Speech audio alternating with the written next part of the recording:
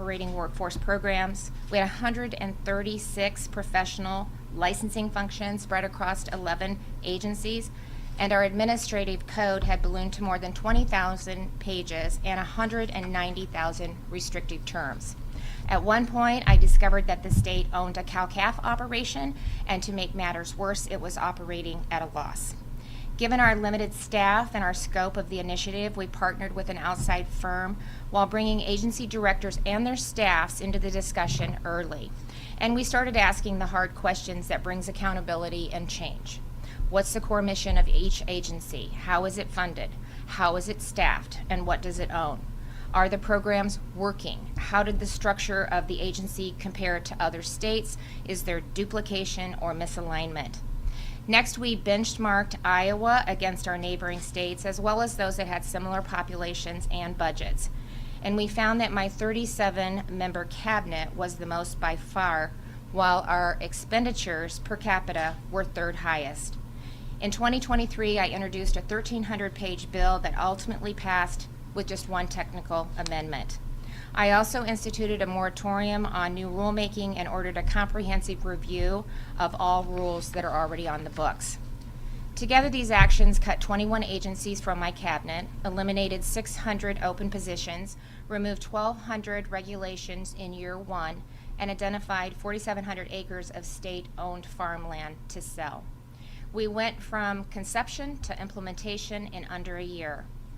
Nearly all licensing functions today are now in one agency, and we are currently in the process of consolidating 6 separate licensing platforms into one. One agency that operated out of 10 buildings now operates out of just one. Altogether, we've saved taxpayers $217 million in 18 months, surpassing our initial projections for the first 4 years. And our government isn't just smaller, it's better. Getting a medical license recognized used to take 65 days. Today, it takes 3. Unemployment case rulings used to take 3 months. Now it takes 11 days. Moving our motor vehicle enforcement unit into the Department of Public Safety has put 100 more state troopers on the road. After aligning agencies, we then streamlined our system of boards and commissions, cutting 83 boards, which is about a third. We also brought IT systems that were spread across 20 different agencies into one department. And last year, as you know, we consolidated 32 substance use and mental health regions into 7 unified behavioral health regions, resulting in what we anticipate a greater investment on the ground and treatment delivered to Iowans when and where they need it. These efforts have also created a new culture of accountability, teamwork, and innovation throughout state government, and people around the country are taking notice. Last week I had the opportunity to tell Iowa's story when I testified before the House Oversight Committee in D.C. During the hearing, Iowa was recognized by both Democrats and Republicans as a model for our successful government alignment efforts. And to build on those efforts even further, today I will be signing an executive order to officially launch our own state DOGE task force. Its work will be organized around 3 broad goals: maximizing return on taxpayer investment, further refining our workforce and job training programs, and leveraging technology such as artificial intelligence. Key to accomplishing these goals will be a group of business leaders who will serve on the task force, which will include representation from some of Iowa's most innovative employers. Unlike government, which is largely insulated from the pressure of competition, their organizations, their businesses are constantly faced with the need to adapt, streamline, and upgrade to survive. Their work on the task force will involve applying this mindset and approach to government and developing recommendations on workforce, innovative hubs, best practices, strategic performance metrics, and more. I will also be asking the task force to identify opportunities for greater efficiency at every level of government, local, state, and federal, and especially where they intersect with each other. The local government officials who will serve on the task force will bring an invaluable perspective and expertise to the question of how we can continue to collaborate more strategically. Given our ambitious goals for the task force, I was looking for a very strong leader from the business community to head up its work. Emily Schmidt, Chief Administrative Officer and General Counsel at Sukup Manufacturing, immediately came to mind. Emily is the former member of my Economic Recovery Advisory Board, and she was the chair of the Child Care Task Force, both of which returned recommendations that we went on to implement virtually without exception. So a lot of proof of concept there in two former task force that she was a part of and actually helped lead. So I'd like to invite her to come up and say a few words.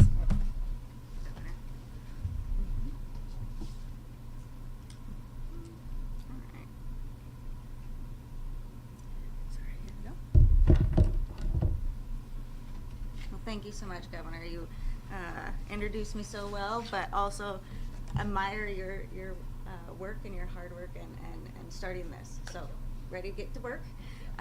Thank you. I am Emily Schmidt. I'm Chief Administrative Officer of Sukup Manufacturing and also General Counsel. We're located in Sheffield, Iowa, and Governor, I'm deeply honored to be chairing your State of Iowa DOGE Task Force. And also, this is going to be carrying out your continued vision of leveraging bold solutions from a comprehensive and a proactive perspective. In a similar fashion, while serving on the Governor's Economic Recovery Advisory Board, we also researched, developed, and prioritized areas of advancement that the state should focus on. This included implementing standardization review of regional maps, centralizing data, and elevating the state's continuous improvement practices, many of which, as the Governor had already said, have also been listened to but also acted on by the Governor, the legislature, and the agencies as well. In manufacturing, we continually do this every day. We move layouts, we switch machines different pieces are made on, and we also integrate technology to reduce heavy workloads or duties, which all leads to a better employee engagement. I've also led 6 acquisitions at Sukup, and they involved evaluating and integrating the processes and resources of multiple organizations, all the while still bringing innovative solutions like an on-site health clinic and a child care center on campus. And that is to keep constantly evolving with the labor market as well as the technological advancements. Establishing the Iowa DOGE Task Force is a natural step in continuation of all of these principles. I trust that the outcome of this task force will tangibly be felt by all Iowans when they interact with their state government. And Iowans, we need to do this with you too. So, this government is by the people, for the people, but it's also funded by the people. So we need to honor your hardworking dollars and put them to work the best we can. We have created an X account at Iowa DOGE, where that is one way we can receive your input. We also will be establishing a public portal for the task force to collect and also receive feedback and recommendations. You can help us reduce bureaucracy, cut red tape, and also optimize your government. We look forward to taking a comprehensive and view to really grasp how high we can have the efficiency in government. It's about leveraging the resources in a way that optimizes and reduces spending at the same time, which should produce a government working with the people while still innovating, sustaining solutions. Thank you.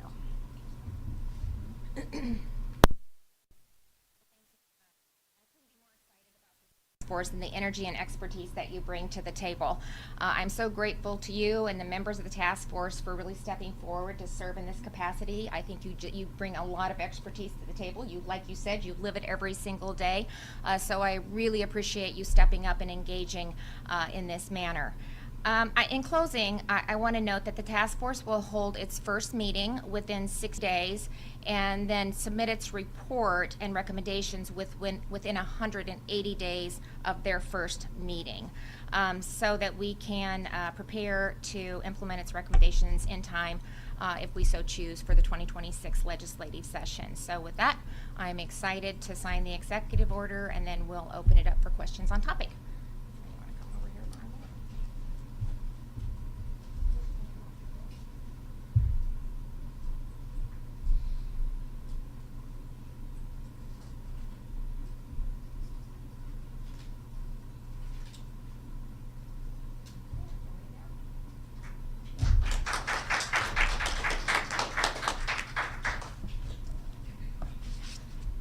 So with that, we'll go ahead and open it up for questions on topic, and then we'll take other questions after that.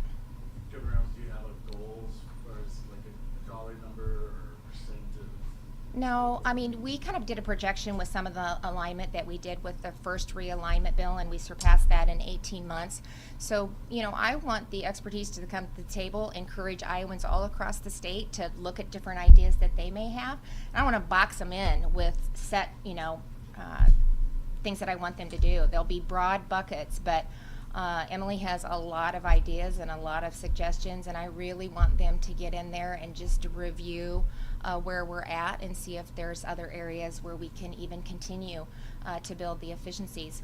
One of the things that has really helped is because of the realignment now, we have good visibility into the agencies, and so that's allowed us to be at a point where we maybe can take a look at additional ways that we can be better at what we do.